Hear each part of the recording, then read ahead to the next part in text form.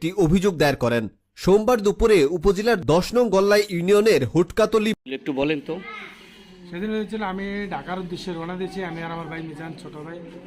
ঢাকা আমাদের দোকান আছে, ধানমন্ডিতে আমি যাব, টাকা নিয়ে যাচ্ছি। তখন আমরা বাসে উঠবো। শুনছিলাম আসলে এই ভাই আর হচ্ছে এই ভাই আর দুই ভাই যে অপহরণ হয়েছিল তাদেরকে হয়তো সন্ত্রাসী মনে করছে যে আর বাঁচবে না, সেই ক্ষেত্রে তাদের। দর্শক আসসালামু আলাইকুম। দর্শক, আমি বর্তমানে আছি কুমিল্লা চান্দেনা উপজেলা স্বাস্থ্য কমপ্লেক্সে।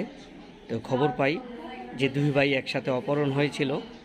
তো কুমিল্লার চান্দিনায় মামলা তুলে নিতে ইউনিয়ন কৃষক দলের আহ্বায়ক ও তার পরিবারের উপর দেশীয় অস্ত্র দিয়ে হামলা করা ও প্রাণনাশের হুমকি প্রদানের অভিযোগ উঠেছে। এ ঘটনায় আহত আলম। আসসালামু আলাইকুম। আমি উদ্ধার করছি। আমি শুনেছি যে বাড়িতে যে এই লোক অপহরণ করছে। আমি চান্দিনা চলে গেলাম, থানা যায়া